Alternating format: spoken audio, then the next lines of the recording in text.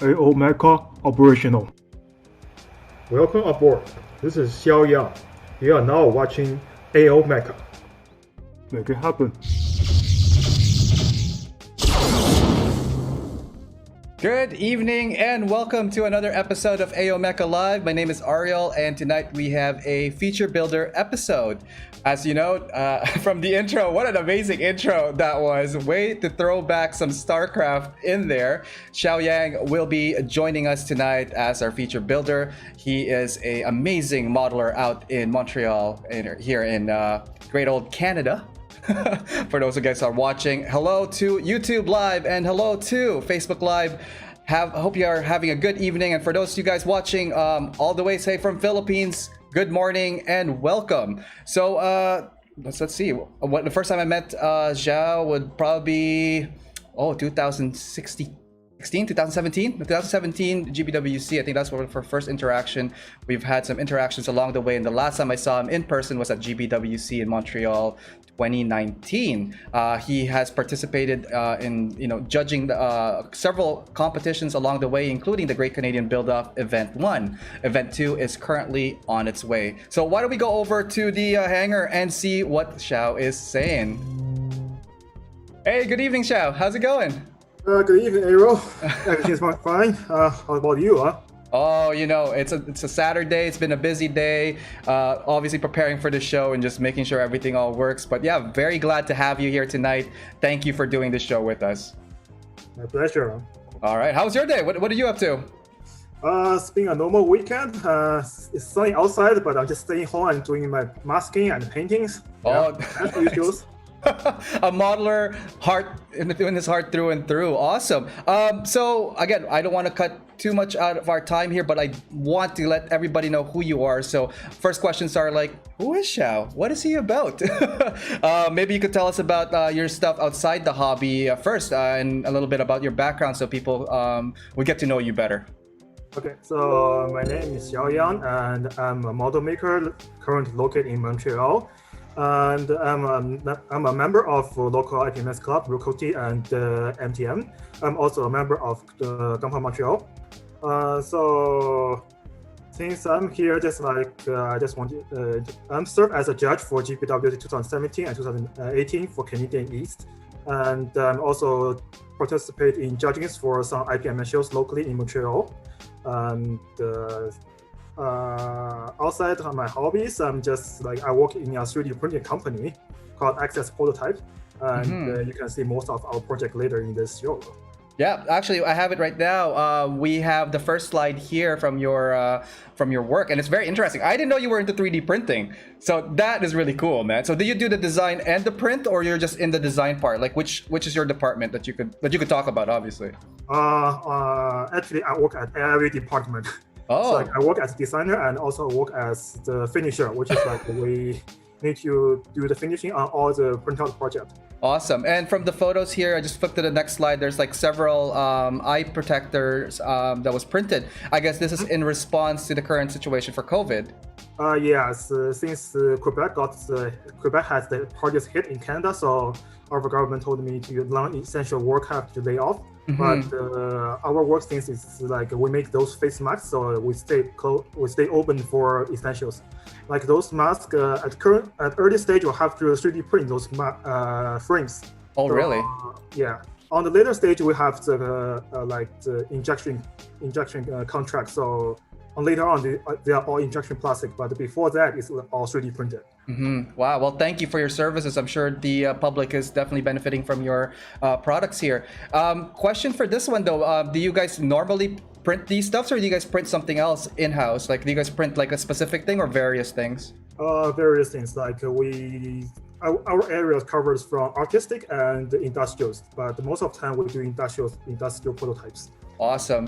Next slide here, Xiao. It looks like some new kicks. What are those? What are those? That is one of my projects, which is I currently involved in. And, okay. It's an advertisement project for Nike, I think.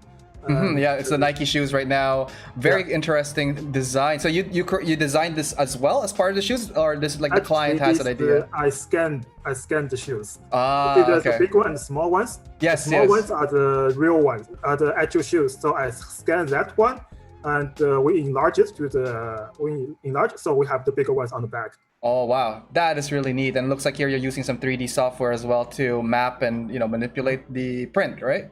Yes. Awesome. Next here is another print of the shoe in white. Okay, so Is this like a final product, or is it like a more prototype? This is like it's actually the prototype before we actually got final project, because at the final ones we have to separate the pieces.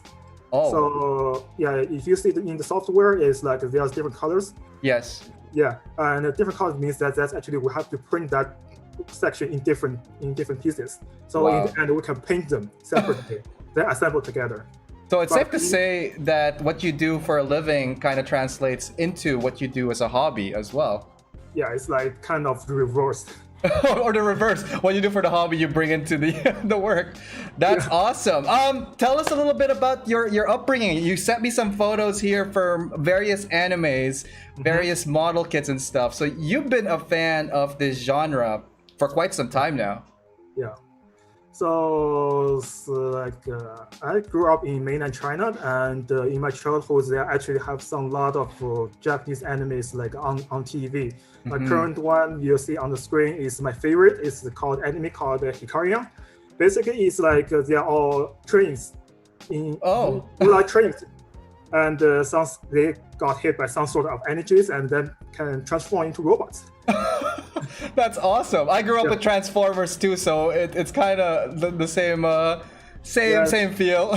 And those are the toys which is released on that by that time. And I collect those toys. Like I love them so much. Do you still collect? Are they still in circulation? Do you still find these things in print or reprint? It's hard to find by the original company, but they still have bullets. Ah, nice. So the next set over here of the photos, we got some trains. Yeah, that's basically what made me into it right now. So you're building trains now? Is that what you're doing? Those are the bullet trains which I collect. Okay. Yeah. So the next one here, more animes. We have Pat Labor, we have Evangelion, and we have Macross as well here.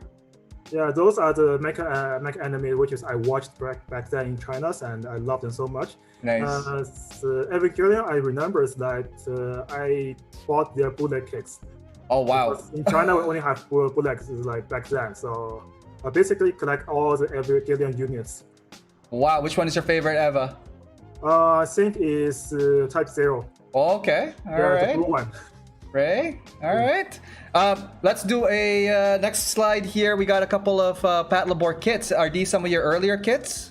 No, that's actually it's like I bought them after I came to Canada. It's like sometimes I saw those Pat Labors and it's like, hey, that's the kit I have in my childhood, so I want to resume my childhood. So that's why I bought them. And once I start one, I just have to get the entire squadrons. Nice, and looks like you collected them. The next couple of images here are from Gundam now. So we have a Gundam Wing Serpent custom. This is an older high grade. What's the story on this guy? That probably is my first Gunpla kit, which is unfortunately started with a bootleg. This looks like an official image here. No bootleg photos. I cannot find actual bootleg images, so I have to go with the official ones. I'm trying to make your life easier, okay? Okay, let's not get in trouble. Next one here is F91. Are you close to the F91 series? F91 is my first Gundam anime which I watched. Watch.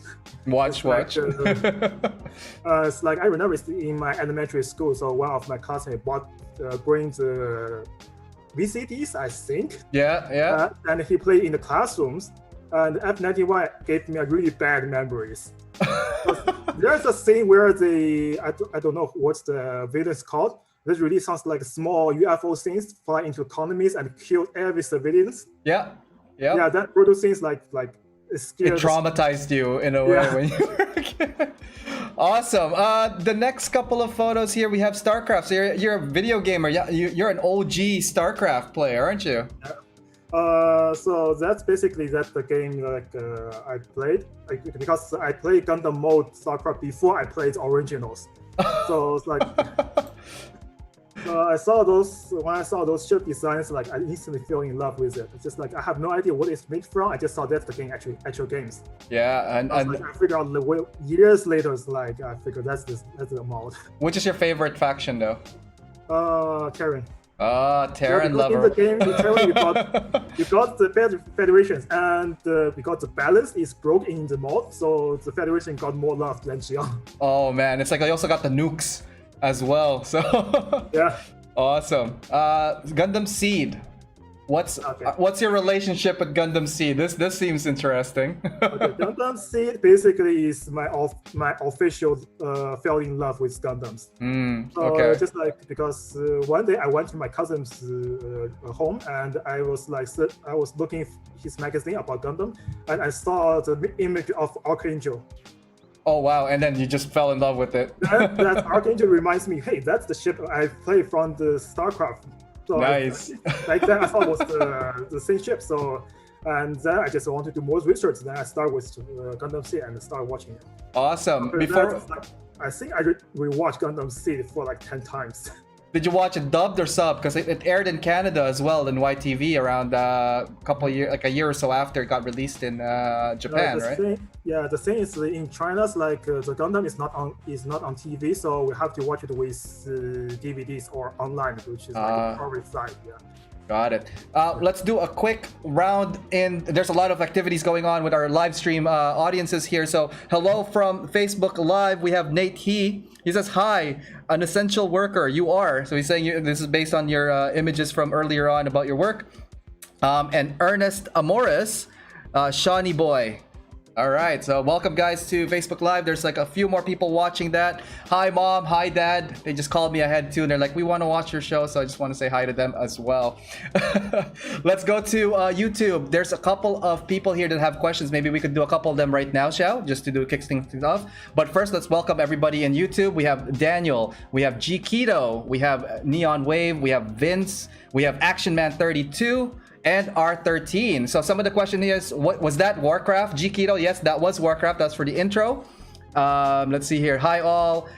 Vince is saying magandang umaga, which is good morning in Philippines. It's currently morning in our Eastern counterparts. Let's see here from Neon Wave. I know Xiao personally, so you know Neon's Wave. This will be interesting. Okay, so I'm assuming he's gonna have some kind of lots of questions for you. There needs to be a Gundam face mask, but 3D printed. Good morning from the Philippines, everyone. That's from Action Man 32. From Vince, whoa, love that Kirov airship. So we are going to talk about that Kirov a little bit later on. And Action Man, which Gundam series was the biggest hit in China when you were growing up? Probably it's gonna be Seed because my generation's like my generation is basically the generation we start to get into the internet and anime stuff. So back then, it's like in early 2000s, Gundam Seed is the biggest hit among my generations. Right. So that's why they got the Freedom Gundam in Shanghai. So. That's why they're gonna put the Freedom statue. Awesome. Let's continue on. A couple of things here. We have Gundam Ace. I'm assuming you're a big fan of the game. That's actually not Gundam Ace, but Ace, Another Centuries. Oh man, it's been a while since I played Ace. Oh, Another Ace, Centuries. Right? Another Centuries. I can't read that last part. Evolution. No, episode.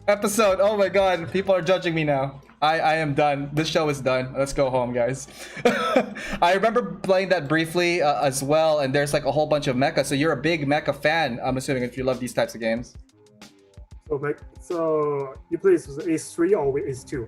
Ace 2 right now, and then some slides of like your kits, but okay. Ace 2. I mean, when you play video games, do you play Ace 3 or Ace 2?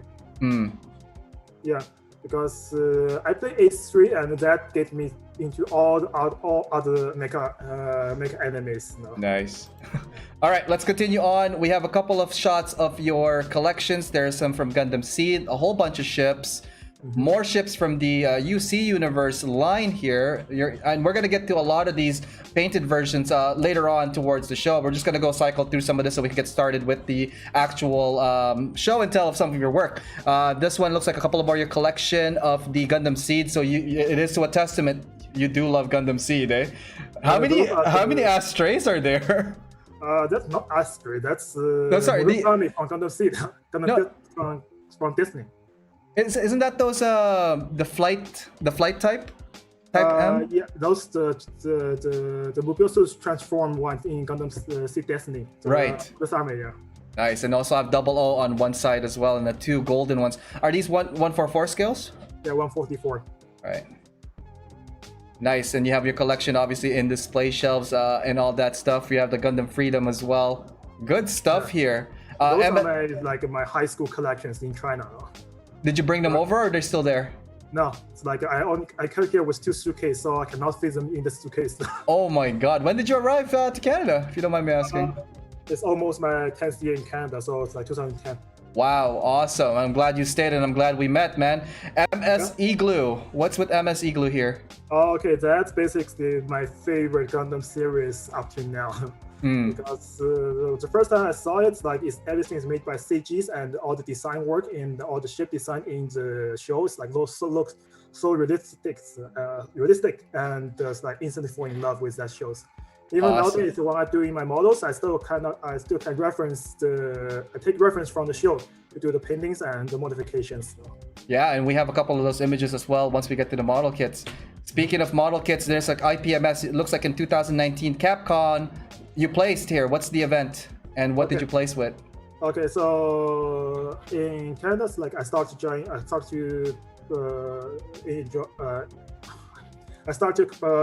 participating in IPMS in 2012, and in 2017 and 2019 I went to Capcom basically with my ships, and they both won Best of the Show. Nice. And the ship here, we have a fighter jet. Is this the one you placed with? No, that's actually my first kit I bring into IPMS shows. And I did not place any as like anything. There are defaults in that plane, so you can actually find them. So I was gonna say, like, what did you learn from this experience, and how did you improve upon it? Yeah, because that was back in 2012, like the first time I went to IPMS shows, and during that time the IPMS is looking for volunteer judges during the show, so I volunteered, and when all other judges were judging my works, I was standing next to them, and I hear their critics about these planes. Well, ever since then, it looks like... Can you see any mistake on the images? Well, it's a little bit too small, but like if you want people to really criticize it, post it on side 6, and we will do something with that for sure. We're gonna have a poll. We're gonna just rip it apart if you really want us to. Well, it's like a spoiler ahead. I just gonna point it out right now. It's like there's 2 big thin lines on the back, and there's a big obvious detail silvering on there. Oh man! The thing is, like, if you don't point it out, no one's gonna see these things, right? Like, it's so obvious in these photos, no? The artist is his own worst judge for himself. But since then, I'm looking at a slew of medals here. It looks like you cleaned shop. These are all your medals, man? Yes, I think it's most medals from 2006. 2016 is the year I take off to clean off the shells. Wow. Holy cow. And it looks like we got a couple of shots from IPMS meetings here. These are now like some battleships and some group meet. One of the local meetings, and I always go meet with those old folks, and they're pretty nice people. And once I saw my works, they all kind of show my respect, and it's really nice to talk with them and work with them. That is awesome, like, especially with the generation gap. These guys must be using some older techniques. Do you guys? And I always have some interesting stories from them. They told me about some old kid who they built when they are young, and they are also excited to see a young generation participate in the IPMS shows. That is always good. That is really awesome of you to do that, and you do a lot more involvement, especially in the communities. We're looking at next couple of photos. This is now GBWC. This is the one with the red background. And this is from which displays? Is this from the Montreal edition, right? I think that one is actually from Ajax now. Oh, this one's the Ajax one. Okay. Yeah, Ajax 2016 is like where are the I remember this. Yeah, I remember this. So back in 2016, there's a city nearby between myself and where Xiao lives, and it's called Ajax. And unfortunately, that convention is no longer a convention. It's no longer a competition. But back then, I remember seeing all these ships that someone brought. And you know what? We probably just missed each other that year. Most likely. Awesome. Okay, so the next one here, there's a lot more judges. And is this Torcan or something else? It has a white table. What table? That was the local shows in Montreal. It's like I'm doing white table. Oh, sorry, that's Ajax. And previous one was Otaku Town 2016. So I messed up. Do you know anybody who's on that table right now? Not really, though. Okay, that orange kit right smack in the middle facing backwards, Yeah. that's mine. Oh, okay. So you see the green headed Doffer? Yeah. That's mine. Oh my god, we were that we close. missed? We totally just missed each other. Like, I remember going to that con, and the rest of that is team also on the front side, where my kits are. As well, also I could see the blue one right beside the orange. So those two kits are mine. They did not place, but it was my first time going to Ajax Con. So wow, what a small world. Yeah. This is the first time I'm looking at this huh? photo. Yeah. I'm like, I know that kit. Next big thing here is Otakutan. Now we're talking about GBWC. What year is this? This is 2016? The photo is like with bunch of. There's a glass case, and there's like this display, and then there's the crew of GMTL here with that. That's mostly like gonna be like 2008. That's 2018, yeah. 2018, awesome. Yeah. And can you tell us a little bit about GBWC? I know you mentioned that you've been helping out with that. Like, how did that develop? What was your part in that? And just explain what GBWC is in Canada, like. Okay, so basically it's like in 2015. I have to go back to 2015 because that's where G Montreal start to do display. To have their own zone display for Gunpla in Gunpla Montreal in Otaku Town, I mean. And in 2017, which is the year we got the GBWC hosted in Otaku Town and bring GBWC here in Canada. So the first year, Gunpla Montreal is trying to find judges. So they find me because I'm the member in the club which is have most. I think it's most qualified for because all the reward for IPMS. Awesome. And, and Lu Huang from Sci-Fi Anime, the local store owner. And 2017, we also have Kawaguchi to be the online judges. And you met him too. Did you guys judge together, or was it a separate thing? Yeah, because Kawaguchi was in Japan back then, so he was judging online. Yeah. So on the show, only me and Lou is doing the live judges on the ground. Nice. So yeah, that year the result is a little bit of surprise for both of us because the Kawaguchi picked the one which is we did not expect it. Yeah. And so by then we learned from the judging materials like what kind of stuff we need to look at more because back then for me personally I was like judging more based on the IPMS rules. So I was looking for the build flaws and paint flaws, all kind of technical issues. And with the experience with Kawaguchi's and his choices, we find ourselves we need to focus on customizations and creativity, that kind of things. Right, just to give it like more interest to people, broaden the range of people that could enter the contest, and not just be limited to say per the very, I wouldn't say strict. It's a very defined set of rules for IPMS, and it can sometimes be clouded because we have these gray regions for Mecha and Gunpla building. So that is definitely one of the hurdles we're still trying to face, even with the current judges and locals and whatnot, especially when there's IPMS being hosted, or like some of the judges are from the IPMS background. So hopefully in the future, people like you with more understanding and background on that would help. Ed, photo here, this is from the Gunpla Montreal crew. That's awesome. I have another photo here that's kind of a really, really fun one. And this right here, guys, is the photo of GBWC 2019. This was the eve of when we were gonna announce. They're gonna announce the winners for that year. So funny thing about this picture, and it's such a gem. I could count 5 people in there that have been featured on this show.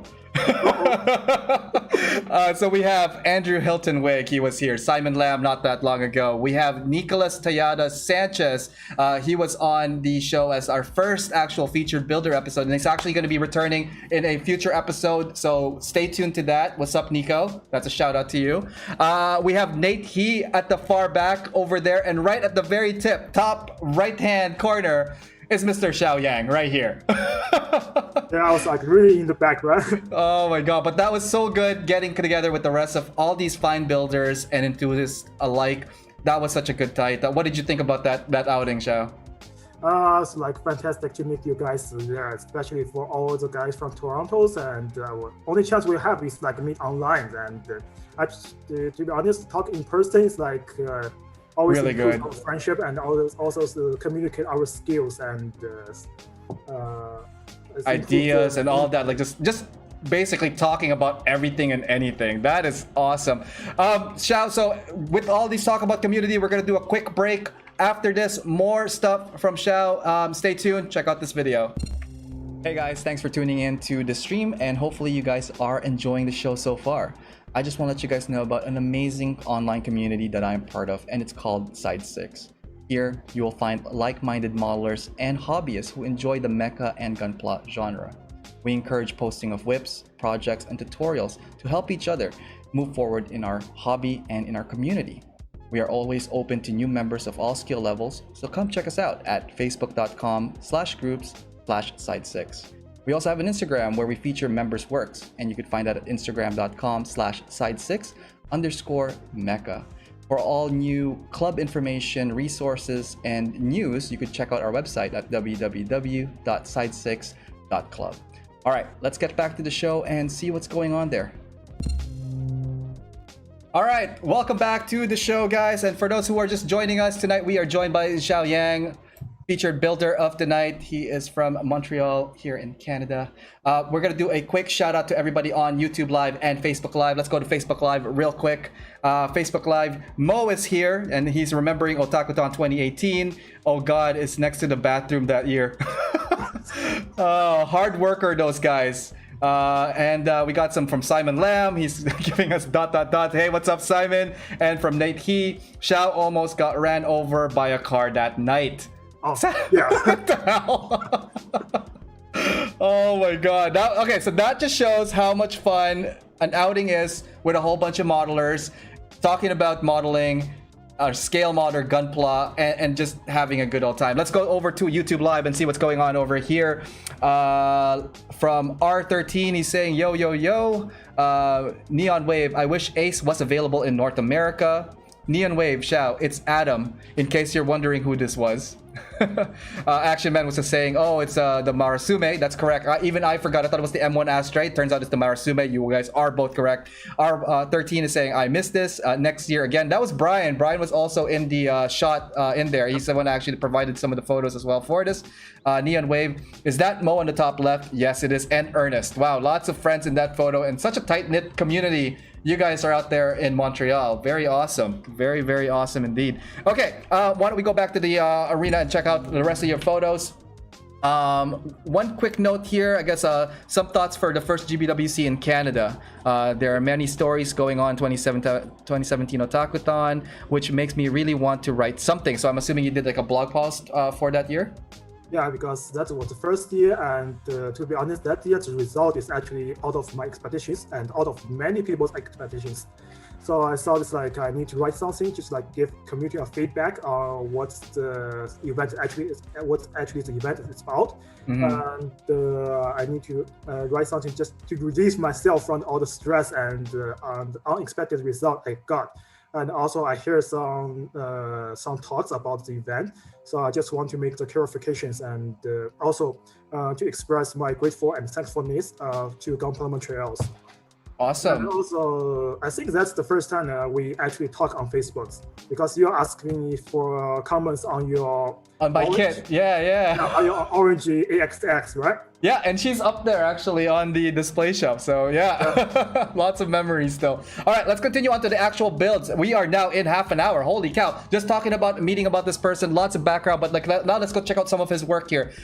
This is a compilation of some slides, Xiao, and I'm just gonna go through them so that we could process as much as we can. Lots and lots of photos and lots of details. Maybe you could give me a couple of points per image, and we will just keep cycling through. So the first one here, I'm just gonna introduce. You have 4 images here. One is like they're all custom from the look of it. You have the gun cannon custom, you have a goof custom, you have a that's an easy 8. That's an easy 8 and a Zuda. Are these all high grades that we're looking at? Exactly, they're all high grades. Awesome. So the first photo here, the gun cannon, very cute photo here with 3 different figures. So I'm assuming this is for like a theme build. No, it's like where I took the inspiration from. So like I play a gacha game called Concole, and the figure is actually from the game, which is called Shikore. And her original designs, like people make names about her because she actually does look like gun cannon. Yeah, with all the color scheme and all that stuff, and then a little closer look on the gun cannon itself. What are some of the modifications on this? Are this mainly stock? What are we looking at? So to make the gun cannon actually look like the enemy figure, so definitely I have to change the color scheme. So everything else is like I used Mr. Hobby figure paint set, so to paint as a skin tone, and also I used the Tamiya AP putty to sculpt the hairs, and to get the ship equipment, I bought a 1/350 scale. I think it's IGN equipment set, and so I just stop the ship equipment and plug onto it. Oh wow, yeah, and you guys could see that there's like a little ponytail coming down this up. That's a very, very cute photo. Next one here, a little bit more military in like view. This is the goof custom here, and I mean I could see the weathering, I could see a little bit of like custom paint job. What is your inspiration for this, and what was your workflow like? Okay, that is actually my first weathered gunpla case back in 2012. So as like that time, I just started using airbrush, and I was like at that time I watched tons of weathering videos and learned a lot. So I practiced a lot on this one, and I tried to make the mud, trying to do the battle damage like the scarf and and bullet holes, and that is how it goes. So. What was the most difficult part in this learning process? I think it's just figure out how to paint and assemble because for Gundam kits you always need to think about some sections you have to fill in the seam lines, but you have to think how do I paint after I connect the part without showing the seam lines. Nice. Yeah. The next one here, we're looking at the Easy 8, very big, like Gatling gun. I think it's never going to run out of bullets for a mission easily. What are we looking at here? What's the motif here? So it's like Easy 8, just like a regular Gundam kit, which is like I just want to paint, and because I built a party ship before, and there's a lot of detail left, so I just want to get rid of those decals. So, and, so I just get rid of, I just put all those decals on this Easy 8. And I'm thinking about it since it's easy, so I just like give it the bigger guns, and that's why I picked this Gatling cannons. Nice. Since it has a big Gatling cannon, so it needs a big drum for the magazines, right? Yeah. I just take a Diorama super glue, which is come with a capsule. I take off the caps. Yeah, I was gonna say that looks like a bottle cap of something. Yeah, that's exactly a bottle cap, and repair it. What did you use for the what do you call it? The strap. The strap is just like a plastic bag. I just cut them off like in the rectangle shape and just glue it on, paint it. Nice. Next image here, we have the Zuda. Love this kit, by the way, from the what's it called, the Igloo series. I built one a long time ago, and I really love the design as well of this one. What are we looking at with this Zuda? What did you do to this guy? Okay, this one is like I'm trying the new paint. It's the AV Vallejo paint. I airbrush it, and I always like since I look at my display case, I think I got already so many Igloo kits for my collection, so I'm missing a Zuda. So that's why I have to get the Zuda for myself. Nice, and it turned out really well. And we were talking about shields as well. There's like a little bit of details on the shield. What did you do on that guy here? Just like basically I just replaced the sticker with the water slide decals, and trying to paint the shield exactly what the shields look what it looked like in the show. The show, right. That's awesome. Yeah, I dig that. Let's go to the next one. Here's a couple of slew of like just compilation pieces, and again, a lot of these look like from the Gundam's side, especially with the Hellendorf. We have the the Ogo. That's what it's called. Yes, Ogo, and we have a ball here. What can you tell us about these kids? What are the compilations starting from top right? Top right is the ball, right? Mm-hmm, the ball, yeah. The ball is like I'm trying to paint the ball with the color separations, like so. Before I paint the kits like the pre-shade, and there's like always one colors. That's why I just want to try different colors on different panels. So that's why I have come with this balls. And also I want to practice with the oil painting. So it's like I use oil to weather this ball. Nice. And then the Ogo, that's a very rare kit. Yeah. I think when I was working with the G Montreal, it's like we can always ask our sponsors like Plamo to get our some kit like just like for display, and that's why I got this the Ogo. Nice. And since it's a kit, it's a mobile armor from Igloo, so it's like you have to have it. You have to have it. And I mean, the rest of the photos are pretty self-explanatory. We got a couple of like seed kits over there, but they look very, very small. Are they tiny kits? Yeah, those are the one come with 1700 scale ships. Oh, so, wow. Yeah. And you painted each one of those, and we're gonna get to those miniatures actually in a bit. There's the Hollendorf, again, very, very awesome tank. This is from the MS Igloo, and we have a couple of kits here from the those are the Full Metal Panic. Full Metal Panic Alberta kit. There are three things that is very, very hard to say in the world, and that's definitely one of them. And the last picture here, we have a prize, second place. And what kit am I looking at here? That's the kit. I forgot its name, but it's from the series called Minerva. That's the one of the main character Mechas, yes. And also that is the first Mecha kit I won a prize in the IPMS competitions. Nice. Well, congratulations. What did it feel like winning the first IPMS award? Definitely feels encouraging. I want to do more, and and also in the end, I was like, I have to do something big and to lead me into the best of show you world. Starting from small and leading to big. Nice. Quick question from YouTube Live. What is your favorite Full Metal Panic kit? The Bandai ARX8. ARX8. Awesome. Continuing on with the rest of this, we have a couple of more of those tiny model kits, model figures. A lot of them are from, looks like 00. Are these from the Ptolemy? Yeah. That's all the shields come with the 1700 scale Ptolemies 2. Oh, so wow. This all the 00 series shields from season 2 and from the movie. Nice. And the next image here, we have a custom tank. Looks like a modified Xeon. No, that's not a custom tank. That's a land battleship. Oh, yeah, very interesting. That's the Jiang land battleship from Igloo 2. I remember now. Wow, it's been a while since I saw those, but I remember them being very, very out there, like very prototype, very unique in design. Wow, where did you get this kit, by the way? Is this a resin or is this an actual like EX model? It's a resin kit. It's a resin kit. I got it from Taobao, which is a Chinese eBay site, and there is a designer called Tim Wong, and he have all this kind of new resin kit released for sale. It's all the ships and all the movies I'm looking for in decades. Oh, nice. Speaking of ships, we have the next couple of slides, and I'm just gonna go through them. There's like, is this a Masala class? No, this is the gray one. Class.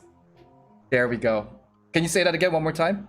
My Callan class. Callan class. Wow. So you are a very big collector and painter of these warships from space. Like, what drew you to them, and what was like your first kits like when you started working on these? My first kit is definitely like the Archangel, because that's the one hooked me up, and that's from EX models, and because Archangel is basically the first ship the EX made, and it's all white. Right. Yeah. And back then I don't have airbrush in China, so I have to paint the entire ship with the Gundam marker. Yeah, you can see I send you the photo later, and Yeah, we could probably post it on that. Yeah, for sure. Just cycling through some of the photos here just to show you guys the different variations of work he's done. And it shows here that the scale of it compared to, say, some of the glue bottles, the cement bottles, and beside the computer. You're taping a lot of these panels. So it's resin. It's all one color, and you really have to build up your color as you go, right? Yeah, especially that one is from 0083. That's the Federation flagship, the Birmingham. Nice. Original design is all white, so I decided to make more color separations. That means I use three white tones in this ship, like off-white, character white, and the mobile suits white, I guess. Right. Yeah. Wow, that's a lot of like all of the maskings. masking. But look at the details on these ships, and I'm just gonna cycle through some of these guys here. We're looking at some of the original white base. We have the Argama, and we got the Albion here. Wow. Yeah. Wow, look how accurate. And they're really small. They're like, what, like maybe 7-inch in span? Like about 10 centimeters, something like that. Yeah, wow. Look at the details on these guys. And I'm just going to cycle through. The rest of the next couple of ones here are from the Xeon fleet. Very, very classic. You have some really good OG kits here. Like which of these ships would you say is your favorite from the EFSF and from the Xeon? EFSF, I will go with the new Argama. Yeah, because that's the first is Gundam ship. Second one is it has more guns than the rest of the Gundam ships, and also has especially the big as Mecha cannon. Mecha cannon, yeah. And from the Xeon, which one is your favorite ship? The Guachin Guachin in the photos, which is the big red one, the Xeon flagships. Yeah. Especially, I remember the old design from the old enemies. Like the Guachin look ugly as hell. But in the MS Legal, they extend the ships and add more balls on the back. Yeah. And make the ship look so gorgeous. Like I have the flagship fieldings in it. Awesome. And circling back on the Archangel, we now have the legged ship. The two of them, both the Archangel and the Dominion. Hang on. That's the Dominions, yeah. Dominion, right. And then we have the Eternal as well that houses the Meteor units. Yeah, exactly. Nice. Did the Meteor units come out as well when they... Yeah. Wow. You can actually open the hatches and those to come up. Unfortunately, they cannot open up to fit the mobiles, to fit the Freedom and Justice in, but it's there. For the Dominion, did you actually get two of the same kit and repaint it, or is there an actual kit for the Dominion? Actual kit. Is there a difference between the two? I don't think there's too much difference though. Okay, awesome. So here's a couple of more shots of the Dominion and the legged Archangel. Next here, this one is one of my favorite ones that you worked on, the Ptolemy. Okay. Let's talk about the Ptolemy. Number one, where did you get it? What scale it is? What did you paint here? This looks like so much fun. How much did you work on this? Like, what's going on here? Okay, so the problem is just like as I mentioned just a couple minutes ago, it's designed by Tim Wong, and I got it on Taobao. Actually, it's like I was just one day I was scoring my phones during my break, and I just regularly search for 1700 ships on Taobao, and this thing accidentally popped up. So I was like, okay, I have to get it this one. And here's a quick shot, a little bit more close up. With all of like some of the main characters here, we have the Exia, we have the Arios, and what's that one at the back? That is the not the first one. It's double O though. It's double O. The sniper, the second sniper. Oh my god, I can't think of it. Guys, help me out here. Anyways, you got like the small figures here on their hangar bay. Like, how big is your paintbrush when you're like, how are you working on these kits? That's probably like my question. Like, what is your technique working with small miniature like Gundams? Yeah, for those small miniatures, first of all, I just paint them with an MS white with my airbrush, so I can get all the white basic colors, like the white theme. Then I just use a brush which is used for figure paintings, and just touch up the small part, touch up the other like major colors like blue or oranges. and the rest like the black or just use the panel line accent, the Tamiya panel line accent. Right. Oh wow. Because that thing is like so liquid, and so it can flow into all the like panel lines and joints. So for as long as I guess you get the outline color of that to represent them, it gives it that sense of scale in regards to like how big this ship is to the mobile suit. That is awesome. And what kind of paints do you tend to use? Do you tend to use the water-based Vallejo, or do you go with the acrylics? Mr. Harvey. Mr. Harvey lacquer. Okay. And it's all hand painted, most of these guys, like, or do you spray it first with a primer and then go at it? I don't use primer on the small ones. I just airbrush the base color. And then I just touch up with the small ones, touch with the small colors. Oh, that is really awesome.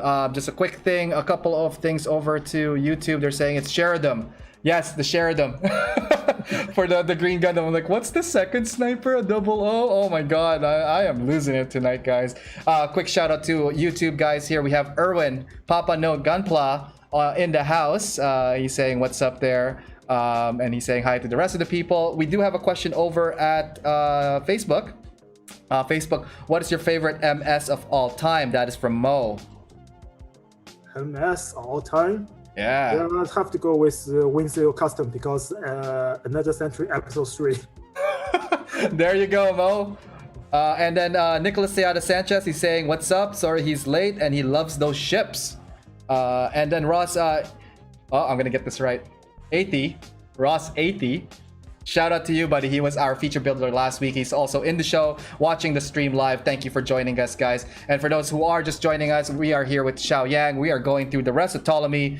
Here is a size comparison as well between Ptolemy 1 and Ptolemy 2. And you can see the size of the keyboard at the background, how big these ships are. So I guess the Ptolemy 1 is going to be your new project right now? Yeah, it's currently work on project. Work on progress now. Nice. Yep. We have the next shot here with the unpainted version of the resin of the Ptolemy 2. What would you say is like the most, I wouldn't say difficult, like maybe what is something that people should watch out for when they're working on such a small scale, small ship, and in resin?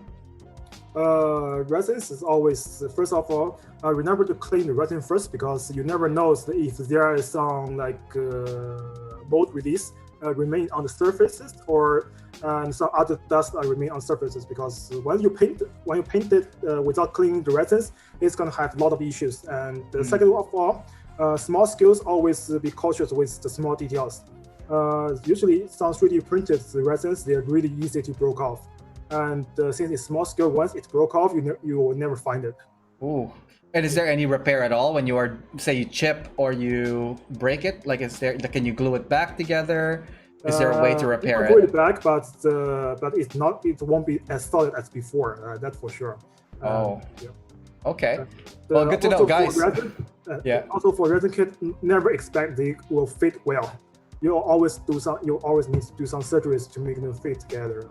Yeah, everything from like, I guess, pin vicing to maybe even boiling it a little to refix some of these issues. And we will touch base a little bit of like that as well later on with a few more resin questions.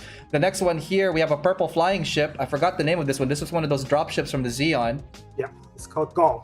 G-A-W. Very cute. Again, like similar to the theme of what we're looking at with all his ships. Wow, really, really great detail, especially with these miniatures, Xiao. Very, very amazing how it pops. Do you do pre-shading as well for these the ship? Yeah. And this ship actually customized some panel line on it, because it's an old kit from the 1980s. And there's no panel line on the surface at all. So it's like I just scribe some new ones and just appreciate the lines to pop out the details and paint the rest. Nice. Yeah. Okay, next, a big thing here. We have the Minerva. This is your current, this is one of your last projects that you worked on as well? Minerva is like is the work I worked in 2016. 16. But it's my first. Yeah, but this one is my first customized ships. Yeah. So we're going through some of the photos here, the whips here. I see what you mean. So you are actually paneling it with what styrene? Plot plates? Yeah, plot plate. Nice. What can you tell us about this process? Like, what were you trying to achieve when you were working on this? Yes, for me, Minerva is a ship like definitely have more military ship looks like. And from the original Bandai kit, it does not have that much of detail. So it's like I decided to add some more panel line, add some more armors. Most of all, it's like I built some other military ship before, and there's a lot of extra pieces left. So I'm thinking about what I can do with those extra parts. So I do what is called like armor up, detailing. What is the process called? You took pieces from other Kit bashing? Kit bashing. Yeah. I know. It's okay. Now we're 1 for 1. I forgot to share them. You forgot the kit bash. The universe is freaking equal and balanced again, guys. All right, we are whole. Oh wow! But looking at the details here of the main cannons on the top, we have a ton of plot plating on the wings. Lots of details here. Like, what's the gauge of the plot plates that you're using here? So I got the 1mm plot plate, I think, and I just want to increase the panel line details on that one, and also just give it more armors on the wings and on the main body sections. That's amazing! Wow. Question for this kit: was this an EX model, or is this one of those like resin as well? It's EX model. Okay, great. Here's a little shot of the launch base at the rear. Lots of details. This kit is amazing on its own. By just adding a little bit more, it just really gave it that top-notch finish. Wow, yeah, amazing. Minerva is a ship which is easier to design the custom. Unlike Archangel, I cannot do anything about it. Yeah, it's just that's it. It's too smooth now. And we are here with some of the final shots of it. And couple of things, 2 questions on this one. Like, what type of paints did you use for this particular kit? This one I just mainly use Tamiya paint. And that's an airbrush or can? Airbrush. Okay. And the second part of this, being that this is like one of your first kits, do you see a big difference from the kits you were working from your first run versus the kits that are currently being released? Or in regards to ships, in regards specifically to ships. Okay. Because the EX model currently is like kind of dead. They didn't release new kit for a long time. So, but compared with White Base and Archangels, I can see a big leap forward. And especially while building the White Base, I actually noticed they designed the parts for painters. So they separate the different color parts with different color section with different parts. Unlike Archangels, like everything is white and they matched everything together. But the White Base, they actually do the separations. Oh wow! So good to know. So there is like a little bit more improvement now with I guess panel. You want to get to those kits that have like panel separations a little bit more, so the details pop out as well. Yeah. Wow, awesome. Now, switching gears, next couple of photos here, we are going to go through some of the figures. So you do also paint figures. It looks like a military scene diorama. Yeah. So, what can you tell us about this diorama? So that's the one I wanted to practice with the figure paintings. Like by then, at that time, I starting to try AV video paint with the different skin tones. So I bought this Bandai kit and just want to do something about that because I remember I saw a photo of a bunch of German soldiers playing with a small boy. So I want to do something similar. So I just like have the same with the GL soldiers with a little boy, and setting in Gundam University, the boy gonna play gonna be a radio controlled Zaku kit. Right. Oh, yeah. So they got the part of the storytelling kind of deal. Exactly that. Nice. The next one here, we have a tank. It's like a chibi looking tank. I believe this is from a video game, right? Yeah, it's from Metal Slug. Metal Slug, that's it. Wow, lots of weathering on this guy here. Is that something now that, like, what year did you make this in? And like, this one is like I just made a couple months ago. I think last month. Yeah. Oh wow. Yeah. Awesome. What did you like about this kit? This is a horrible kit. Okay, let's shift gears. Why is this a horrible kit? Yeah, first of all, this one is a bootleg for sure because there's no brand on it, and they didn't say this is a Metal Slug. They say it's Metal Bug. And once I opened the kit, and the back smells like oil, and nothing fit. A lot of plastic leaking out. Oh wow! All right, and this is now the blimp. This one is the I forgot the name. Xiao, the yellow blimp. The Kirov? Yes. Oh, okay. What's going on here? We saw this earlier on with the Patlabor stuff. Like, what are the stuff that you worked on for this kit? This one is basically the resin kit I got online. Just like something I find online, which is associated with my childhood. Mm-hmm. And I just like, yeah, I have to get this one. It's like the classic of classic Nice. unit from Red Alert 2. And it's like I painted with airbrush and appreciate each panel line and just make the ship as much closer look as in the game. And all the faces in the front, I hand paint those ones though. Holy cow, look at the details on that, guys. More on that kit, I guess, on either your page or your Twitter account. And again, this Twitter account is on the screen, guys. Give them a follow. Emperor Yang Xiao over at Twitter. Next couple here, we're gonna switch gears again. These look like ships now, the next couple of images here. And I guess a big thing right now is realistic ships. Yeah, that's why got me into top places in IPMS shows, because when building the ships, I tend to put all the photo edge on it, and because the kit out of box even though it's really detailed, but it's not detailed enough for me. So it's like I have to detail up in the entire ship to make it look at as closer as the one in the real life, or at least look at closer in World of Warships.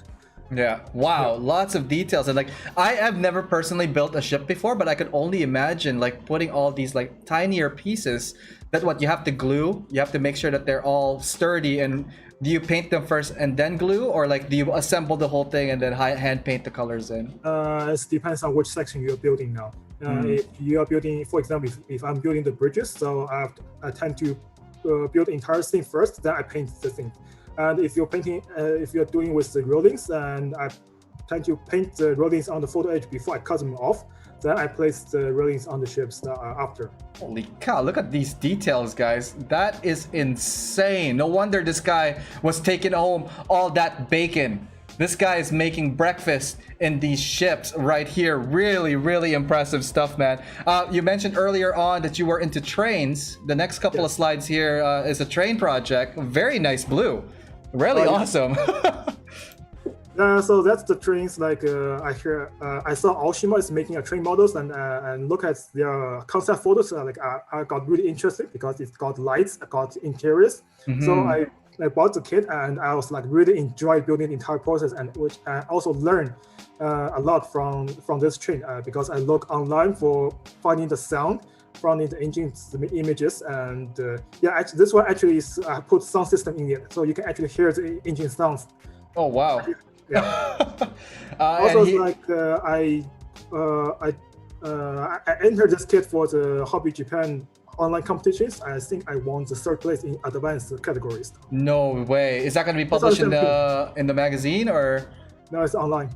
Yeah, but shouldn't they be like advertising that in magazines? You got to talk to someone in that magazine company, man. No, it's not Hobby Japan. It's Hobby Link Japan. Oh, Hobby Link Japan. Yeah. They should still publish that in the magazine anyways, man. You tell them to contact me, all right? Next one here is a couple of images. It's a group of images. We have a couple of Star Wars kits. We have a couple of armored tanks here. And it looks like there is the EFSF tank at the bottom left here. Yes. And a red fighter pilot jet? Yeah, it's the Canadian CF-18. So I painted with the 150 Canadian anniversary skins. Nice. And so I get, like I said, guys, Xiao paints in not just Gunpla. This guy is a jack of all trades. Like, look at these crazy kits here. Before we get to that, let's take a look at what's going on in Facebook Live, just to see what's going on with the people there. Nicholas Teada Sanchez and Nate He, they're all watching us. We have Mo online. We have Ross. Such clean work. I am a fan. Well done. Let's see here from Simon Lamb. You need to be able to get your hands on one of these first. The Wing Zero. Nate is saying, oh my god. Oh my god. Ross, how do you repair any holes and dents in your resin print kits? Resin or print kits? Just use Tamiya putties, just putty it up. Or puttying it up. Yeah, or worst case, just cut a plow plate the same size if it's on the flat surface, just cut the plot plate and just glue it down. Awesome. There you go, guys. Some tips and tricks from Xiao. Let's see here from Mo. Those ships, the purple one drops Loot Crate and Mobile Suit Gundam Battle Operation 2. Awesome. You forgot way more things, Ariel. Yeah, probably I forgot more things, but we gotta keep moving. More of that. Let's go to YouTube Live. There's a lot more going on as well here. We got Erwin. He just woke up apparently, but he is gonna set his alarm next time so he won't miss the show. What do you think? This is from Neon Wave. What do you think of the Ptolemy arms, the backpack weapons of the Cervi Scherzard from Build Divers? Oh, he's asking are you following the Build Diver series right now? I didn't watch any, but I know which one he's talking about. Yeah. What do you think of using the Ptolemy as part of the armor pack for him? It's definitely something really interesting. Because Ptolemy 1 is really unique ship other than other Gundam ships, and uses like armor pack is like really interesting concept. Yeah, definitely cool. And I kind of wish they make the Ptolemy 1 kit and I want to see someone customize the backpack into the real ships. Oh, that would be an interesting concept indeed. Let's see here from Erwin. Man, these are insane builds. Action Man, Minerva is definitely a beautiful ship. From Vince, Metal Slug. Yeah, we were just talking about that. At Emperor Yang Xiao, have you ever worked on a 1/100 high resolution model? That's from Action Man. Unfortunately, not yet. Okay, and there's a couple more praise for the Kirov. Let's see here from Erwin. Wait, what? He built Pat Labor kits? I missed out. Yes, you're gonna have to come back about a full hour earlier on for that. Vince, really diverse kits, and they're all amazing. Well, very talented guy. He truly is an emperor. Props to you, sir. Really impressive work. That's from Action Man and Vince. All right, let's get back to the show and tell, the hangar. Let's go to the next slide here. Here are some impressive... We were just talking about Star Wars earlier on. We have a Star Wars kit here. And this one is a very interesting project. I'll let you kind of narrate it. What's going on with this project and pretty much narrate the story from start to finish, man. Okay. So basically, it's like Bandai earlier last year, they released the Super Star Destroyer kit. And Super Star Destroyer is my favorite ship all the time. And so it's like I actually bought two Super Star Destroyer kit when I was in Japan. And the first one I just built originally out of the box. Second one I was wondering what can I do with the ship. So one day I was working in my office and I saw my manager's decks. He had a 3D printed city on his decks. So it's like, 3D printed cities and the Star Destroyer and the Super Star Destroyer. So instantly reminds me the story of Lusankia, the second Super Star Destroyer in Star Wars Legends. Nice. Yeah. That ship basically is like they finish the ship, they bury it under the city, and it's one day it's like the Imperial remnant decide to escape the Coruscant, so they launch this ship, which is caused the mass destructions. So that's why I took the inspiration on, and also by that time, like our company got a new 3D printer as photocentric, and my coworker said just like throw us any project, we want to test out the machine. Okay. Yes. Free print. Now we're looking at a blue colored print here. And guys, look at the scale of this. All right, it is under like what is like a half a centimeter. That's almost because it's one cow. Yeah, it's a fit with the Super Star Destroyer. I cannot even pronounce the numbers, but it's one with 50. Oh my god! And this is the scale from the Bandai kit versus the ones you printed, right? Yes, it's the same scale as the Bandai kit. That is insane. Look at the details on this. Oh, first off, that is like a not even a toothpick. That looks like a nail or like a pin. Jeez. Yeah. So it's like I need to find some way to support the ship to connect the ship with the base. So I took the piano wires. Those are piano wires. That's all piano wires. Yeah. That is crazy. Like, okay, so did you hand paint the smaller ones, I would assume, or did you blast it with something first and then hand painted it? No, I just blasted with the airbrush with just one single colors because start is white. Plus, this is a small scale, so blasted with white and a little bit touch up on the engine color with blue. So that's it. Now you're building up the what looks like the dust, the smoke, the flame, and all that stuff that's coming. Yeah. So this guy's literally emerging from the city now. Wow. Walk us through, like, what are some of the materials you're using on this guy here? Yeah. First of all, I just used the napkin to take a look of the dimensions and the shape I'm looking at. Secondly, I decided to use cotton because cotton is really easy to paint and easy to sculpt. So the first thing first, you need to do a metal frame to give it like a skeleton of the shape. So that you paste the cottons around the metal frames, and later than that, just splash a spray spray glue onto the cottons to fix the shape. Then you can paint the cotton with the dust or the fire effect you wanted. So after setting the cotton with the clear, that acts pretty much like as the base for it. That way it doesn't like go and like water down the rest of the cotton, right? Yeah. Because once you paint it, cotton can fly away and to fly around. So if you spray with glue, so that's gonna fit everything together. That is awesome. Look at this shot here, guys. You could feel it. Like, you could literally feel the power of this ship coming out of the ground. It's just like lifting it. That is insane. And all right, I also get to make the fire look more like brighter, have to put LEDs in the middle of the cotton to brighten up the colors. Oh wow. So there's LED in here.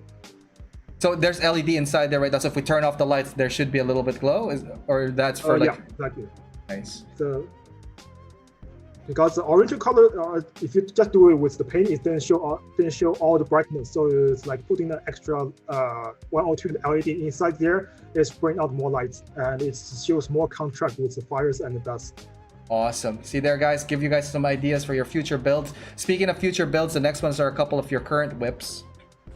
This one here, we have a sword guy with a ship attached to him. What are we looking at here? Is this a kit bash? So like because I'm so addicted to Concole and they have the ship girl design, so I always want to transfer that into a mecha.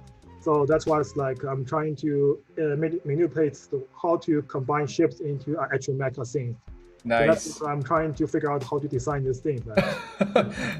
And I guess you're drawing your inspiration from like a melee version of the kit, right? Or like the ship.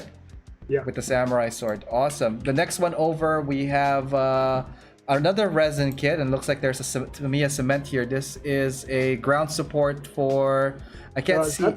That is also the land battleship, but this is Federation land battleship. Federation, yeah. Because this kit is called Big Tray, so to make it look like a tray, so I just like put the cement on top, so it's really carrying it. Oh yeah. Wow. Have you chosen a color scheme yet for this guy? I'm just gonna paint it as it looked in the show MS Igloo 2, the gravity front. Yeah. Nice. And here's another shot of the Ptolemy 1. This one I'm very looking forward to. Question on this one: do any of the hangar open? Anything opens up. Everything opens up? Yeah. The launch bay, the hangars, and even the connection hatch between hangars and the launch bay, it opens up as well. Wow.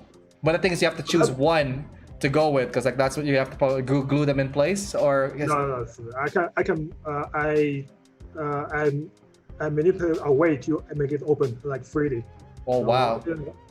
All right, so we are looking forward to that kit there. Let's see what is the next couple of slides we got going here. How are we doing for time anyways? Holy cow, we're just flying through. Okay, we are getting to the meat of stuff, and this is what I'm looking forward to. This is the Rickdom 2. This is the main feature image of the promotion earlier on. What can you tell us about this project? I know there's a lot of stuff here like kit bashing and customizing. Yeah, so it's like back in 2018, like Sci-Fi Anime, they're hosting a small group build or small competitions, which is use Dom as a scene. So it's like I joined, and I know I was like I'm competing. I compete against Nate, and I know he is a heavy customizer, and I need to find my advantage. And also I know the judges, who is Lu, and he also built military stuff. So it's like I'm thinking about, so I need to make him happy, so I have to put some military element in it. And also plus, since I built so many military kits, I have lots of extra parts.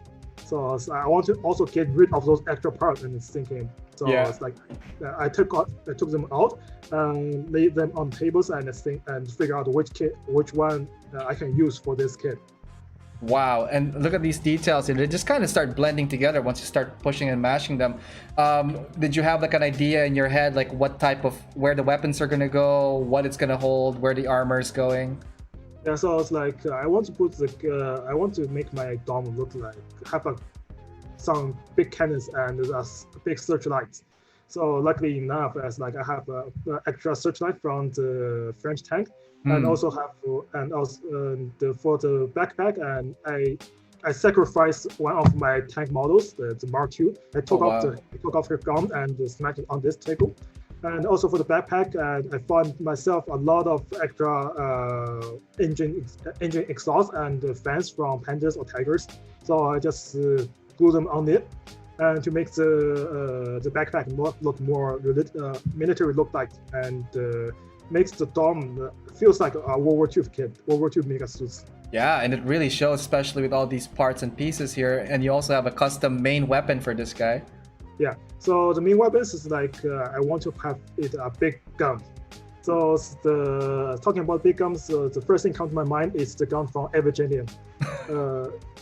Yep, the sniper rifle, giant gun cannon, beam of doom. So it's like trying to replica that gun into of this one. So I took the extra gun barrel from my tank and took the tank engine and smashed it on the back. So those few tanks I just glue on the back served as oil tank, few tanks. Right. Also I put a RPG for this. Another bazooka. Bazooka served as aiming scope on the fight. Hey, if it works, it works. And now we are looking at the final images on this one. What kind of paint scheme and paint colors did you use for this guy? Yeah, for the paint scheme, honestly, I run out of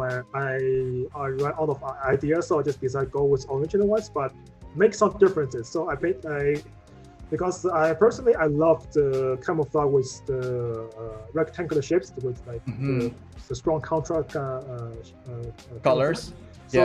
So I just use it. I just use the black and white because it's with purple, the main color scheme for the dome. Right. That's why I put it there. So for the color schemes here, did you use some stencil or did you use tape to mask the pattern? Tamiya masking tape. Awesome. Yeah.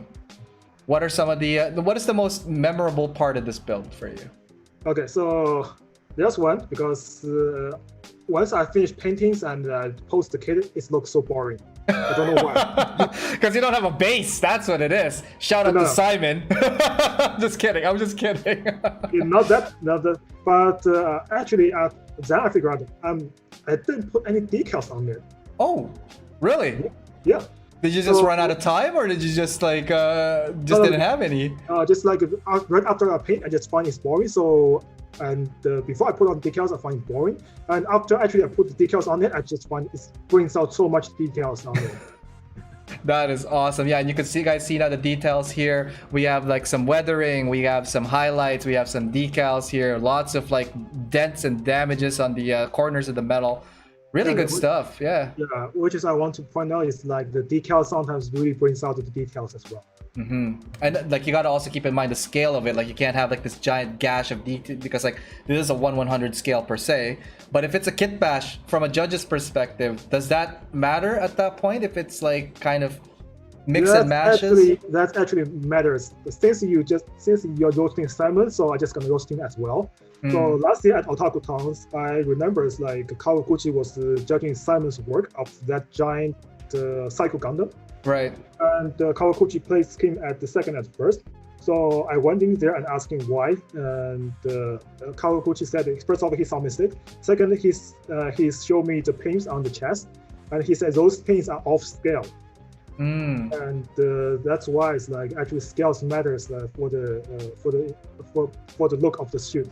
So when you customize something, you just have to make sure the things have to fit in the scales. Like always remember, this thing is 100, or this thing is 1144.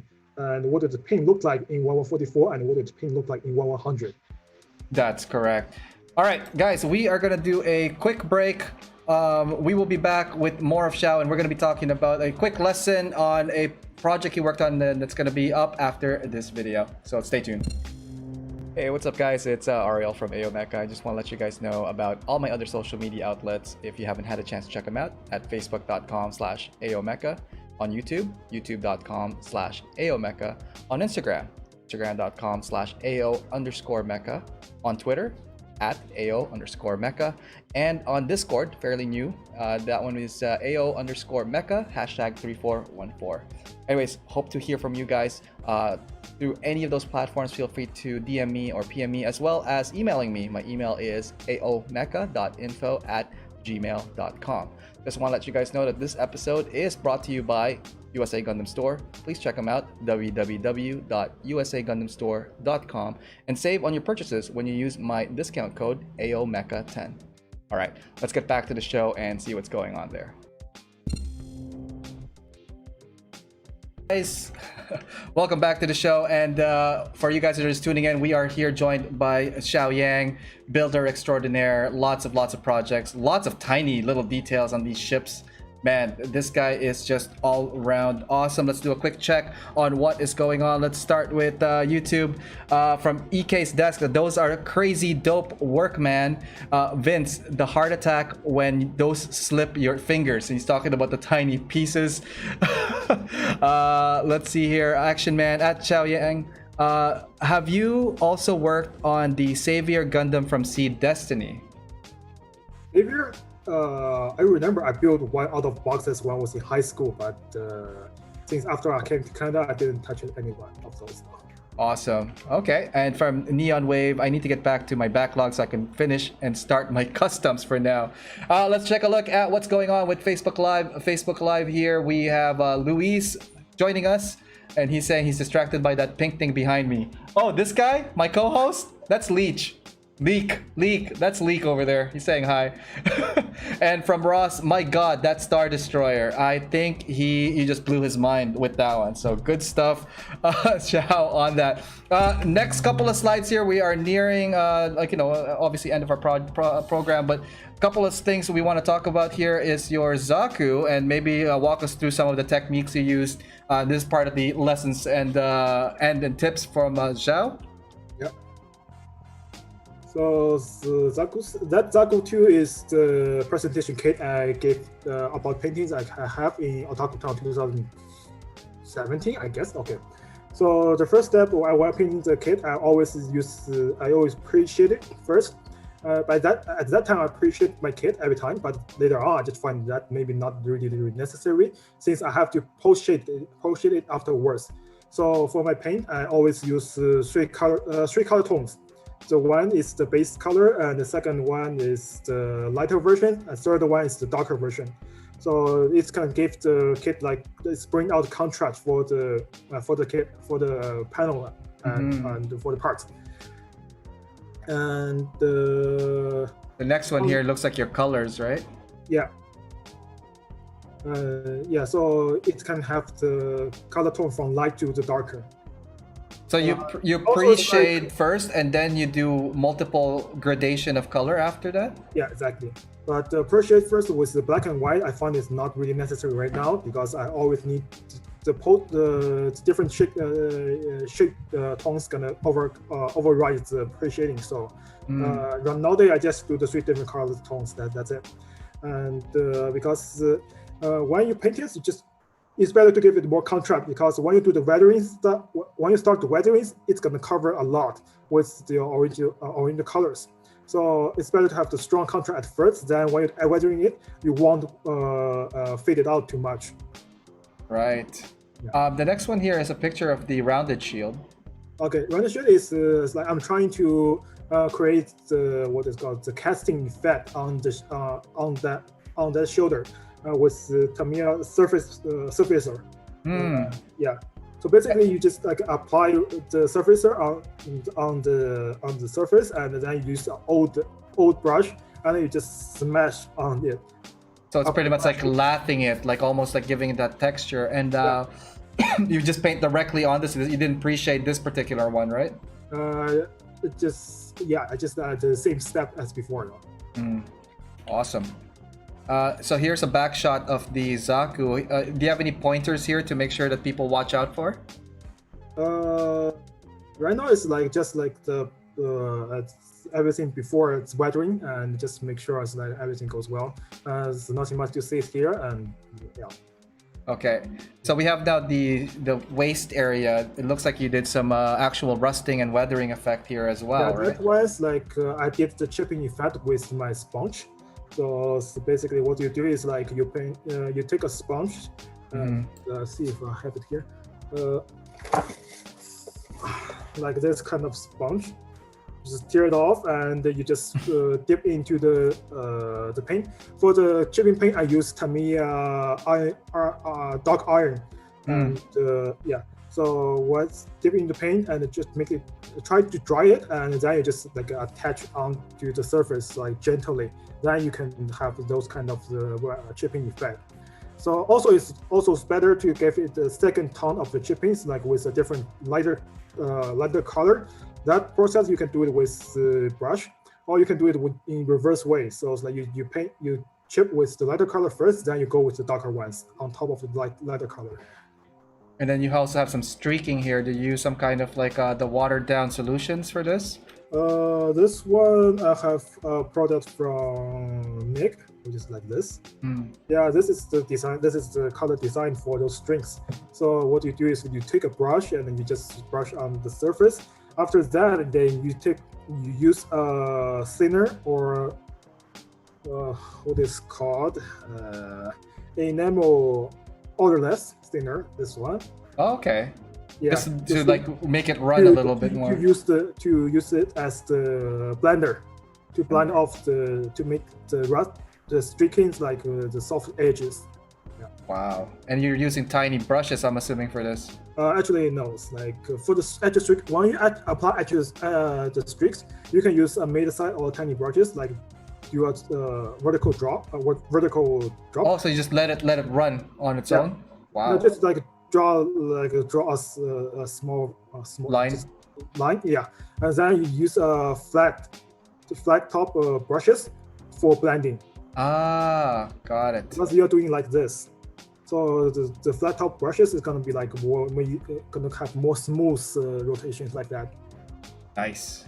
All right, so that's the rest of the Zaku images here. Again, you have some signature masking with all those patterns on the armor and on the skirt area. Really cool stuff. Like, what would be if you were to do this again, this kit, like, is there anything you would change that you just learned now that you would want to apply on this? Probably gonna do some more kit brushings, and this one I didn't use any oil paint on it, so I'm probably gonna try to use more oil paint to do the weathering on this one now. Got it. Okay, and the last piece of the rest of the mecha photos is like this tiny this tiny kit of Shar Aznable. Wow, yeah. That is another small figure. That's the bad habit I have in my childhood. Like once I build a master grade, I have to paint everything, including the small figures. Oh my god, I can only imagine how many small figures you have been painting with all your kits, eh? Yeah. All right. I paint those small miniature Gundams now. All right, let's do a little bit of side of lighter note. You did a trip out in Japan, and these are some of the photos from your trip in Japan. The first couple of here are, it looks like scale model of warships. Yeah, that one is, I went to Tamiya factory last year and wanted to visit Japan. And that is the one displayed in the archive room of Tamiya company, Tamiya factory. And that's why it's actually impressed me. It's like a big scale wooden ship. It's all made of wood. Wow. To achieve same amount of details in with wood, and it's like really impressive. Yeah, especially all that wires too. It looks like very, very thin. The next one here we have like a diorama, a couple of dioramas with C. So I'm assuming that it's like clear resin or something for it, huh? Yeah, that's a C effect plus this also fit the same today, which is the 75th anniversary of end of World War II, and that diorama is it's the scenery of Japan surrounding to America on the ship. So, that's a lot of small figures too. That's why it's like why it's so impressive with all the works and the recreation of the scene of the historical themes. The next one here is a photo, or like a photo from the like a scale model for school. There's lots of children running around here. Yeah, so it's like after Tamiya factory, we also visit the hobby center, hobby square, which is next to Shizuoka stations, and at that time there is a show hosted by a Japanese papercraft master. So all those figures is made of papercraft. And what I impressed is the storytellings of each figures he create. If you look at this the dioramas, you can see each section have its own stories, and each figures they are interacting with each others. So you can see in the photos like the boys and the girls, and they are either playing, they are arguing, or sometimes they are fighting with each others, and that's expressions and all that stuff. Lots of details. Wow. Like as a viewer, you see this diorama, it actually brings back your memories when you are in the schools, right? Nice. No, absolutely. Similar to the next photos, and these ones have various, families. Looks like there's a couple, and it's like it's a generation kind of thing. Is that what the story is? This actually is interesting stuff because the same is actually based on the 4 seasons. So the 4 seasons, and it's representing the 4th stage of life. So you can see the first one, the spring, which is the 2 couples engaged, and the second summer is like they have a children, and you can see, and the third one is the autumn, so they are grandchildren. The 4th one, the winters. Okay. So the grandpa passed away, and they have the next generation passing going on. Nice. The storytelling and the connection between the diorama and the viewer is like it's really strong and touching.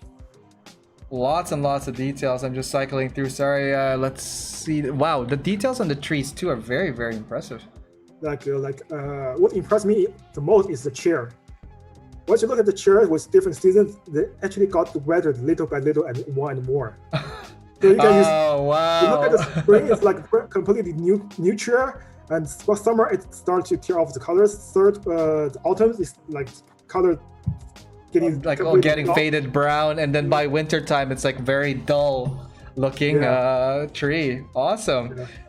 We have a giant scale ship here. I want to say it's the Yamato looking.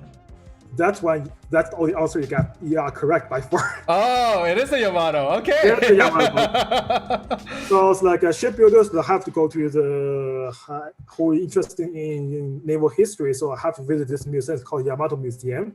So that is in Curve, which is a small town next to Hiroshima, and they have this giant 1/10 scale Yamato model in the museum, like in the center of the museum.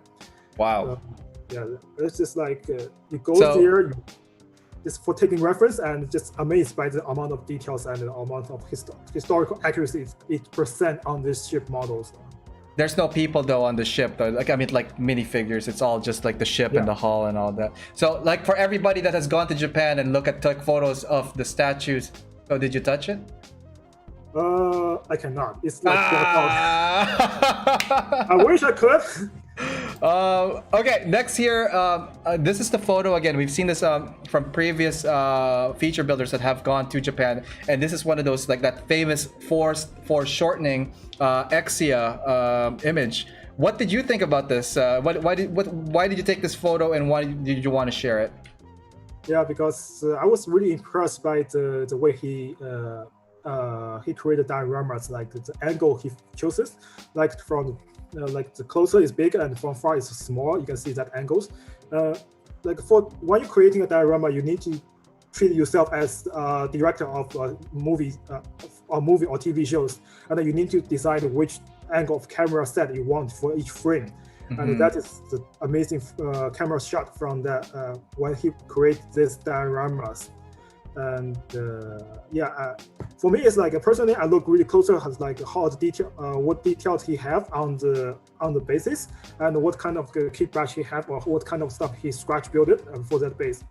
because I hear the story behind it is like the author, the modeler of this diorama, he only spent a couple of months, a couple of days, maybe 1 month building the extra, the main Gundam suit, and spending the rest of the year building the entire base. When you spend more time with the base than the actual suit. But it's like the base actually help out with the storytelling though. Yeah. And it must have been big. This thing is a full size display. It's not just like that's a master grade as well, or is that a perfect grade? I cannot remember, but it's like the size. It took the half size of the GBWC case, I guess. Oh wow, that is insane. Speaking of GBWC, here's another photo of you and Mr. Kawaguchi, and also former feature builder guest Nate He. I think this was the trip you guys took together, right? Yes, exactly. So it's like because we went to C3 for C3 because I want to meet one of my favorite model designer, Fleet Mo, there to get his ships. Yeah. So that is exactly 1 week after we have Kawaguchi here in Otaku 2019. So we basically ambushed him in the shows to have to figure out the photos. But by that time, I have to pay a big respect to Kawaguchi because. Think about this, he fly all the way to Canada to have a 1-day show with us. Yeah. And he fly to Japan next day and to prepare for stage 3. Stage 3 he was there for 2 days. And during that time I read his Twitter and he has a leg, he has pain in his leg. Oh no. So he is like suffer from the illnesses, and during the show, I think he went to hospitals after the show finished. Jeez, see that? There you go, guys. Dedication, hardcore. Mr. Kawaguchi. He wasn't named Meijin for no reason other than being awesome. Right there. Next also, one. Also, he reminded us when we met him. Yeah. Oh my God. Speaking of young, here's a scaled photo again of that Yamato ship. That's taken from the top view. Yeah. Wow, that is massive. We have another photo here of this starts with a T. Tohima. 3, 2, 1. Come on, you use his tools all the time, man. I'm tired, man. Hang on, I'm gonna get this. Guys, a little help, quick, a little help from the audience. What's going on? Who is this guy? First one to guess this guy, I will announce him live. Oh, hang on, let's see if anybody gets it. Yeah. Let's see if anybody gets it without Googling. I can give you guys another 10 seconds. I'm looking at both YouTube and Facebook. Tokima, no. Shoot! I know it starts with a T. Tamiya? Yeah, there you go. Okay, Christopher wins. Christopher Bernique wins this round. It is Mr. Tamiya. Mr. Tamiya. Yeah. Oh my God. I love your paints, by the way. Thank you. And your kits are amazing. Thank you for having a good company. God. Mo 1D Facebook one. It is Tamiya. All right. So how was it like meeting Mr. Tamiya? So unlike Kawaguchi, we ambush him. Mr. Tamiya is like all by accident. So it's like, so a week after we visit Tamiya factory in Shizuoka, we went back to Tokyo and we decided to visit the Tamiya headquarters in Tokyo. So we went into the store. By the way, it's like 35 degrees out there. We went in, we saw an old man sitting next to the counter with a suit. And the old famous people, they always have that look, like you can recognize him right away. Was he giving you the RBF? No, it's like. Anyway, so it's like I saw this old man, and instantly in my head it's like no way. So I took off my phone and Google search Mr. Tamiya, and him. The image pop out matches exactly like that old guy. Oh wow! And you guys were in the Tamiya building as well, as I remember seeing this photo as well from Nate. He's not building now. He's just like sitting there chatting with his staff. Oh. Yeah. So it's like I just decided instantly just go there and ask Mr. Tamiya if he can take a photo with us. Like he's really friendly, and he also asked where we came from. And once we know we came from Canada, he's like, wow, that's far. Also, it's like also there's other customers in the shop which is like the foreigners, and when they leave the shop, Mr. Tamiya was like just like hi, goodbye, right? Yeah, and it's Like kind of those like just foreigners. go out. Here's a shot of you outside the Tamiya building. Yes, that's why one of purpose I go to Japan. I went to Japan. It's like you have to worship that shrine. The Great Tamiya Model Kit and Supplies Factory, or building company rather. Also, maybe it's because of that photo, I actually can meet Tamiya, Mr. Tamiya in person like a week after. Awesome. And some of the last photos here. This is a battleship dock there. Yeah. So that's the ship that's Battleship Mikasa, which is a pre-dreadnought period ship, and it's also, as a historic fan, it's like one of the remaining battleship in the world. And also because I built the model kit of this ship, which is winning Best of Show reward in 2017 Capcom. So also can need to go there and just pay the tributes to this actual ship. Oh wow, that is crazy. And then this is your haul coming back from Japan. A little bit of like backlogs here. Did you build all of them yet? The Star Destroyer, I definitely get rid of that, and I built one of the bombing handship. Okay. Yeah, that's my wall of shames, like backlog shames there. And out of this set, if you could pick the one thing from this list that would you say is like the worth of your trip, what would it be? Definitely meeting Mr. Tamiya in person. No, from your backlog. Backlog? Okay. From this photo, what is your favorite piece that you brought back? All of those fleet mode resin kit, because those are the actual legal ships I can get, and it's like I got from the persons, like I've got from the designers. Actually, he kept those ships, he kept those resin kit for me. It's like because those kits, once they are on sale on C3, they're gone like in first hours. Wow, that intense? Yeah. Jeez, it's like those like shoe guys that like collect the instant Nikes and Adidas shoes. So it's like before I went there, I actually chatted with the designer, and once he know I have to come from Canada, so it's like, yeah, just like give me your list, I will keep those kits for you. So Awesome. He kept that kit for like a day, and once I get there, he just instantly gives it to me. Okay, and that is it for the show and tell. We have here on the slide, Nate, this is your WeChat graphic. Or code, if you guys want to connect with Nate, where can they find you in your social medias? Nate, no, my God, did I say Nate? Xiao. Yeah. Xiao, Yeah. I am tired.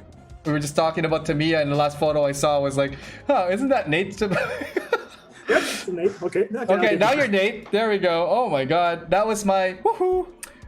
This is your WeChat for Xiao Yang. If you guys want to connect with him here, also if they want to find you on social media platforms, where would they go to find you? Oh, you can find me on Facebook by searching my name Xiao Yang, and also find me on Twitter at Emperor Xiao Yang. Awesome. Xiao, actually. Yep, and the information is in the description below. A couple of quick things here, just a couple of social questions. This is from Nate. Actually, that's where I wrote down Nate here because this is his question. When are you gonna get magnifier glasses? I don't think that can be happen because my eyes is already bad. It was like I cannot see far already. So when I get old, probably they're gonna balance out. And the last one from Nate again. I wrote down his name. That's why I was looking at the script, and I'm like, what did I say, Nate? Which primer smells the best? Let's find out.